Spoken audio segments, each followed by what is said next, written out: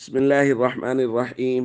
عن عقبة بن الحارث رضي الله تعالى عنه قال: صلى أبو بكر العصر ثم خرج يمشي فرأى الحسن يلعب مع الصبيان فحمله على عاتقه وقال: بأبي شبيه بالنبي لا شبيه بعلي وعلي يضحك. رواہ البخاری۔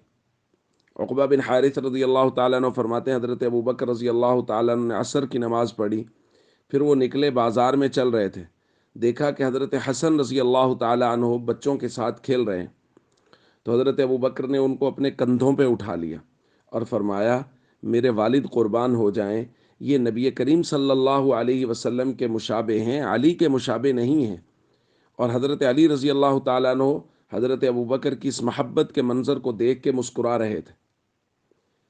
دوستو، یہ صحابہ اور اہل بیت کی محبت کا ایک خوبصورت منظر ہے کہ حضرت ابو بکر حضرت حسن رضی اللہ تعالیٰ عنہ کو اپنے کندھوں پر اٹھائے ہوئے ہیں، چونکہ انہوں نے دیکھا تھا نا کہ حضرت حسن کو نبی پاک صلی اللہ علیہ وسلم اپنے کندھوں پر اٹھاتے تھے، تو حضرت ابو بکر نبی پاک صلی اللہ علیہ وسلم کے طریقے کے مطابق حضرت حسن کو اپنے کندھوں پہ اٹھائے ہوئے ہیں اور فرما رہے ہیں کہ یہ نبی پاک صلی اللہ علیہ وسلم کے زیادہ مشابہ ہیں، علی کے زیادہ مشابہ نہیں ہیں۔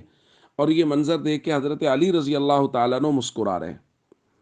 یہ ایک منظر ہے کہ جس میں حضرت ابو بکر اہل بیت سے محبت کر رہے ہیں اور محبت کا اظہار کر رہے ہیں، اور حضرت علی اس منظر کو دیکھ کے خوش ہو رہے ہیں۔ ایک دوسرا منظر بھی دیکھیے، محمد بن حنفیہ جو حضرت علی رضی اللہ تعالیٰ عنہ کے بیٹے ہیں، وہ کہتے ہیں: قلت لأبی، میں نے اپنے والد سے پوچھا، یعنی حضرت علی رضی اللہ تعالیٰ عنہ سے، ای الناس خیر بعد رسول اللہ صلی اللہ علیہ وسلم، نبی کریم صلی اللہ علیہ وسلم کے بعد سب سے زیادہ بہتر شخص کون ہے؟ تو حضرت علی رضی اللہ تعالیٰ عنہ نے فرمایا: ابو بکر، ان کے بعد سب سے اعلیٰ افضل مرتبے کے اعتبار سے وہ ابو بکر ہیں۔ پھر میں نے کہا: ثم من، پھر کون؟ انہوں نے کہا: ثم عمر، پھر عمر ہیں۔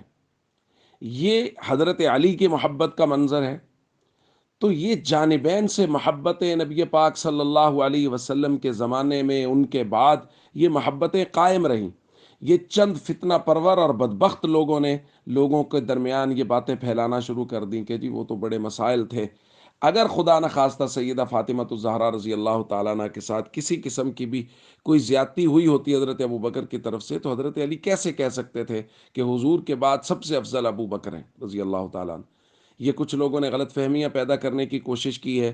ہمیں ہمیشہ ان سے بچنا چاہیے اور صحابہ اور اہل بیت سے ہمیشہ محبت رکھنی چاہیے۔ السلام علیکم ورحمۃ اللہ وبرکاتہ۔